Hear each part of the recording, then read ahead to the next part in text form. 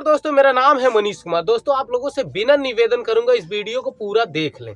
साथियों, आपको बता दूं कि हमारे इस देश के अंदर बीजेपी की सरकार है और बीजेपी की सरकार के साथ साथ आपको बता दूं कि भारत के कई ऐसे राज्यों में जो है वहां पे भी बीजेपी की सरकार है, लेकिन गुंडागर्दी जो है वो थमने का नाम नहीं ले रही है। आप सभी को पता होगा, सुखदेव जो है वो करनी सेना के राष्ट्रीय अध्यक्ष थे। जयपुर के अंदर उनकी हत्या कर दी गई साथियों। और आप सभी को बता दूं साथियों, ये हत्या वहां पे हुई है जहां पर बीजेपी की सरकार दूसरी बार बनी है और अभी तक वहां के मुख्यमंत्री जो है वो शपथ नहीं ग्रहण किए हैं।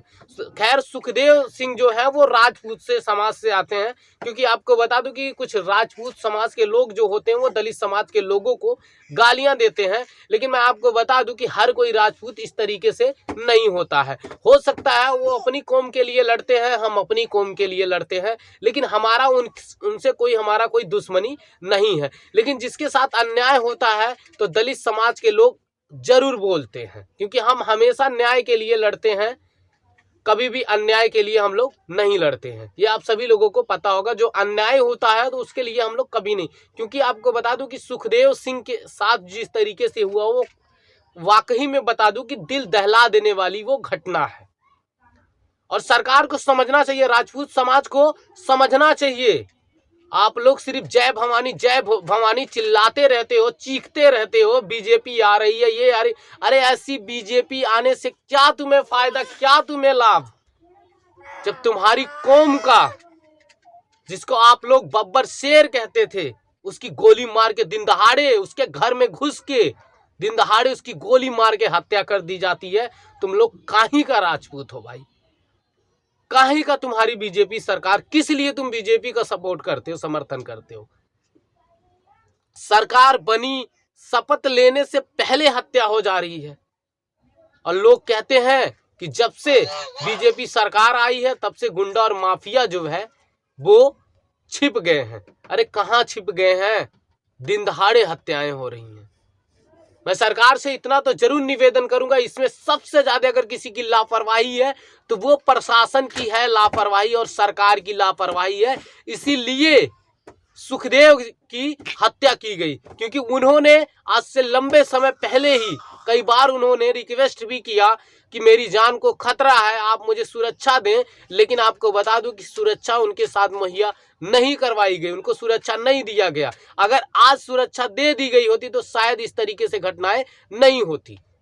और वही चीजें सेम आपको बता दूं कि भीम आर्मी के चीफ चंद्रशेखर आजाद के ऊपर लगातार कई बार जो है धमकी दी गई है जान से मारने की। और आप सभी को पता होगा कि जानलेवा हमला भी किया गया था, उन्होंने लिखित तौर पर दिया था, लेकिन अभी तक सुरक्षा उनको भी नहीं मिली है। आखिर ये सरकार चाहती क्या है, ये समझना पड़ेगा। राजपूत समाज के, दलित समाज को समझाने की जरूरत नहीं है। आप लोग तो हमेशा हमारे समाज को जब भी होता है, कोई उधर से आके लाइव आकर गाली दे रहा तो कोई कुछ कर रहा, हमें समझाने की जरूरत नहीं, समझो तुम। क्योंकि राजपूत समाज के कुछ लोग ऐसे हैं कि उनको सिर्फ बस अपने आप को, मैं राजपूत हूं, मैं जय भवानी, ये फलाना ढिमकाना। अरे तुम बोलते कब तक रहोगे? तुम्हारे भाइयों की दिन दहाड़े हत्या की जा रही है और उसकी सरकार में जिसका तुम समर्थन करते हो। शर्म आनी चाहिए आप लोगों को।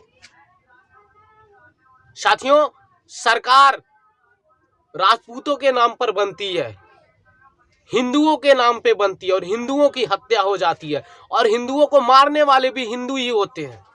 मैं किसी गैंगस्टर का और किसी का नाम नहीं ले रहा हूं, मुझे किसी से वो नहीं है, लेकिन इतना तो मैं जरूर कहना चाहूंगा कि अगर राजपूत समाज अगर अब नहीं सुधरा तो कभी नहीं सुधरेगा।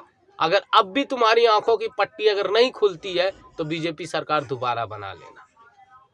दलित समाज को समझाने की जरूरत नहीं है। हमारा जो समाज है वो समझदार तो है, उसको पता है कि हमारे लिए कौन हमारे हक को और अधिकारों को खा रहा है और कौन मिटाने की कोशिश कर रहा है। हमारे समाज के लोगों को पता है, लेकिन हमारे जो समाज के लोग हैं वो कई हिस्सों में बटे हैं, इसीलिए आज हम लोग ठोकरे खाते हैं। मैं जो भी कहता हूँ साथियों, साफ तौर पे सारी बातें बोलता हूँ। मेरी 2 दिन से स्वास्थ्य नहीं सही था, इसीलिए आप लोग के बीच में नहीं आया। लेकिन जिस तरीके से सुखदेव जी की जिस तरीके से हत्या की गई साथियों, मेरा सत नमन रहेगा उनके प्रति मेरा संवेदना रहेगी। और ये भी मैं कहना चाहूँगा, सरकार से इतना तो जरूर निवेदन करूँगा कि अगर आपसे नहीं चलती है सरकार तो आपको इस्तीफा दे देना चाहिए। कम से कम गुंडा राज जो है हमारे देश से खत्म तो हो जाए। कोई सुरक्षित नहीं है यार।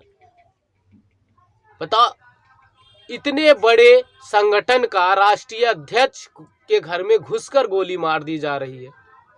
अब आप लोग सोच लीजिए साथियों, आप अपने घर में नहीं सुरक्षित हैं और उसी चीज को लेकर बीजेपी के जो लोग हैं ये से वो बोलते रहते हैं।